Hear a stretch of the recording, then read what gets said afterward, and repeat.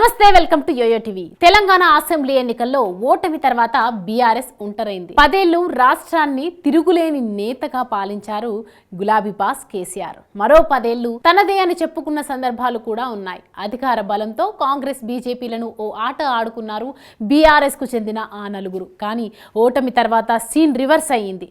నోళ్లు మూతపడ్డాయి. ఆ తర్వాత ప్రతిపక్ష నేతలుగా తమ గలాన్ని వినిపిస్తున్నారు. అలాగే లోక్సభ ఎన్నికల్లో అయినా తమ సత్తా చాటాలని ప్రయత్నాలను మొదలుపెట్టింది బీఆర్ఎస్. ఇందుకోసం కమలం వైపు చూస్తోంది. తెలంగాణలో ఈ రెండు పార్టీలు కలిస్తే 14 లోక్సభ సీట్లు గెలవచ్చని పలువురు అంటున్నారు. ఇదే సమయంలో కవిత హిందూ భావజాలానికి అనుకూలంగా మాట్లాడటం, రాహుల్ గాంధీని తిట్టిపోయడం కొత్త ప్రచారానికి మరింత బలం చేకూర్చింది. కేంద్రంలో వరుసగా 3వ విజయం సాధించి అధికారం చేపట్టాలని బీజేపీ టార్గెట్ గా పెట్టుకుంది. అందుకోసం ప్రతి ఒక్క రాష్ట్రాన్ని విడివిడిగా విశ్లేషణ చేసుకుంటోంది. దక్షిణాదిలో కర్ణాటక, తెలంగాణలోనే బీజేపీకి ఎక్కువగా లోక్సభ సీట్లు వచ్చే పరిస్థితి ఉందని ఆ పార్టీ పెద్దలు నమ్ముతున్నారు. అమిత్ షా స్వయంగా రంగంలోకి దిగి తెలంగాణలో ఎంపీ అభ్యర్థులను డిసైడ్ చేయబోతున్నారు. ఈ టైంలో తెలంగాణలో కొత్త చర్చ తెరపైకి వచ్చింది. తెలంగాణలో ఇప్పటికిప్పుడు లోక్సభ ఎన్నికలు జరిగితే బీజేపీకి 3 లోపు, బీఆర్ఎస్ 4-5, కాంగ్రెస్ కి 10 కంటే ఎక్కువ వస్తాయని కొంతమంది అంచనా వేస్తున్నారు. కాంగ్రెస్ ప్రస్తుతం అధికారంలో ఉంది కాబట్టి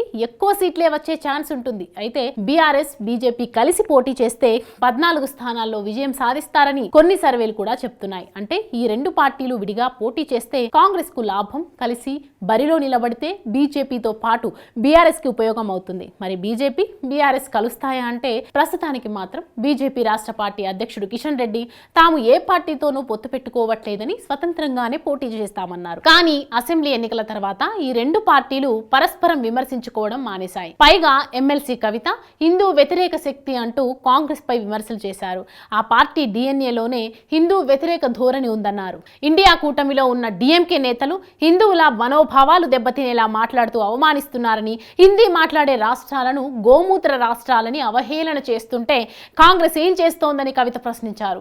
ఈ కామెంట్స్ కి రాహుల్ సమాధానం చెప్పాలని, కర్ణాటకలో హిజాబ్ వివాదం పైన తన వైఖరిని వెల్లడించాలని ఆమె డిమాండ్ చేశారు. మొన్నటి దాకా బీజేపీ హిందుత్వవాదంపై విమర్శలు చేసిన బీఆర్ఎస్ సడన్ గా ఇలా సాఫ్ట్ కార్నర్ ఎందుకు మొదలుపెట్టింది అన్న చర్చ మొదలైంది. కవిత ఈ స్టేట్మెంట్ ద్వారా తాము కాంగ్రెస్ ఆధ్వర్యంలోని ఇండియా కూటమికి వెళ్లడం లేదన్న సంకేతాలను బీఆర్ఎస్ పంపుతుంది.